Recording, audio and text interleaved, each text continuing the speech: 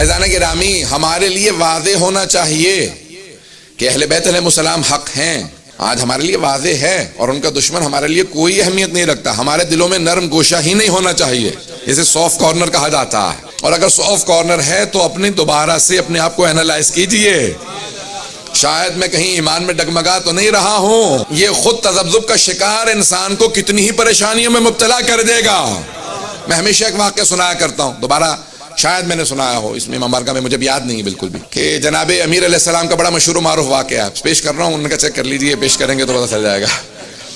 ایک آدمی مولا کی بارگاہ میں گیا، کہا مولا کے پیچھے جماعت پڑھوں گا، مسجد کوفہ میں آیا، نماز پڑھ رہا تھا مولا کے پیچھے، تو کھانے کا سامان لے کے گھر جا رہا تھا۔ آج کے زمانے کی طرح سے نہیں تھا کہ ہر چیز پیک ہوتی تھی، آج تو ہر چیز پیک ہے نا، وہ ڈبے میں ہوتی ہے، تو وہ پرانا زمانہ تھا، کھانا کھلا ہوا تھا، تو اس نے مسجد کے باہر رکھا کہ میں جلدی سے نماز پڑھوں گا، باہر آؤں گا۔ اس میں ایک دہی اس نے لے رکھی تھی، اور وہ اس نے باہر رکھی مسجد کوفہ کے باہر، نماز پڑھ کے باہر نکلا، دیکھا بھی دہی کے اوپر ایک نشان بنا ہوا، اس نے ادھر ادھر پلٹ کے دیکھا بھی ایک نجس العین کتا جا رہا ہے، اس کے منہ پہ ایک نشان ہے، اس نے کہا ہو نہ ہو کتے نے اس میں منہ ڈال دیا۔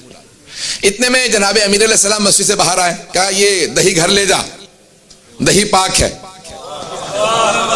کہا یا علی آپ کو کیسے پتا؟ آپ محراب میں مجھ سے آگے تھے، میں پیچھے تھا، جب میری نگاہوں میں نہیں آئی، پتہ نہیں توجہ ہے نہیں، یہ آپ کو کیسے پتا کہ دہی پاک ہے؟ مولا نے کہا شک نہ کر، جب میں کہہ رہا ہوں یہ دہی گھر لے جا، دہی پاک ہے۔ کہا یا علی یہ دہی پاک نہیں ہے، میرے سامنے بس ایک ہی نجس جانور تھا، اس نے فوراً دہی انڈیل دی، وہیں پہ سڑک پہ پھینک کے چلا گیا۔ مولا نے کہا کہ میرے پہ تو نے شک کیا ہے، مجھے اگر بات پہنچ رہی ہو، کہ اس کے اثرات تیری زندگی میں آئیں گے، ایفیکٹس ہوتے ہیں نا، جیسے بعض دوائی کھا لیتے ہیں سائیڈ ایفیکٹس ہوتے ہیں، امامت پہ شک کرنے کے بہت زیادہ سائیڈ ایفیکٹ ہیں، توجہ ہو۔ اب اس نے امام پہ شک کیا، گھر چلا گیا۔ کچھ دنوں بعد کہیں ایک جگہ پہ بکرا ذبح کر رہا تھا، جھاڑیوں کے نیچے بیٹھا ہوا، کہ اچانک آواز ہے قتل ہو گیا، قتل ہو گیا، دوڑتا ہوا گیا، ہاتھ میں چھری، خون بہ رہا ہے، کہا کیا کسے قتل ہو گیا؟ تو ان کا قاتل تو ہی ہے، ہاتھ میں چھری ہے اور خون بہ رہا ہے۔ انہوں نے پکڑ لیا، کہا ہاں میں ہی قاتل ہوں۔ انہوں نے کہا یہ تو اب سارے اتنا بڑا مجمع ہے تو سارے مجھے ہی ماریں گے، مار مار کے جان سے مار دیں گے اگر میں انکار کر دوں۔ تو کہا ہاں میں ہی قاتل ہوں۔ انہوں نے پکڑا، فوراً کہا چلو علی کے پاس لے چلیں۔ جیسے ہی پہنچے مولا نے مسکرا کے دیکھا، پتہ نہیں توجہ ہے نہیں ہے، جیسے ہی مولا مسکرایا، کہا کہ مولا اس کا مطلب ہے آپ جانتے میں بے گناہ ہوں؟ یہ آپ کا مسکرانا بتا رہا کہ آپ مجھے دیکھتے ہی مسکرا رہے ہیں۔ کہا جس طرح سے اس دن میں جانتا تھا، جو توجہ ہو، کہ جس طرح اس دن میں جانتا تھا کہ وہ دہی پاک تھا، توجہ کہ میں دہی پاک، میں تجھے کہہ رہا تھا کہ دہی پاک ہے، میں اس دن بھی جانتا تھا، آج بھی جانتا ہوں۔ کہا پھر مجھے سزا مت ہونے دیجئے گا مولا، پتہ نہیں توجہ ہے نہیں۔ مولا نے کہا ابھی بھی تجھے معرفت نہیں ہے، جب بتا رہا ہوں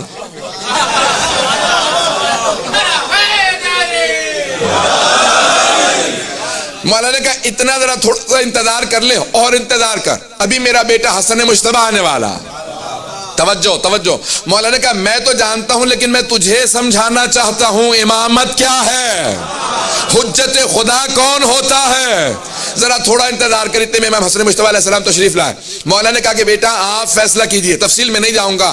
مولا نے فوراً تمام کے تمام مومنین سے، جتنے بھی وہ کوفے کے لوگ تھے، مومن بھی تھے دوسرے بھی تھے، مولا نے کہا اس مقام پہ جاؤ، وہاں پہ ایک درخت ہے، درخت کے نیچے ایک بکرا رکھا ہوگا، تو اس کا گلا ذبح ہو چکا ہوگا، جو ہاتھ میں چھری ہے وہ اس کا خون ہے۔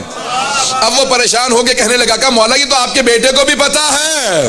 مولا نے کہا یہی تو سمجھانا چاہ رہا ہوں، حجت خدا ایسا ہوتا ہے کہ جو حجت خدا ہو وہ ایسا ہوتا ہے کہ اس کے ذہن میں کبھی بھی کوئی شبہ نہیں آنا چاہیے، حجت سے متعلق کبھی ذہن میں شبہ نہ آنے دو۔ جب لوگ گئے تو کہا کہ مولا یہ واقعاً بکرا موجود ہے، تفصیل میں نہیں جا رہا، صرف اشارہ کرنا چاہتا تھا واقعے کی طرف۔ عزیزان گرامی آج جتنے حملے ہوں گے، اگر آپ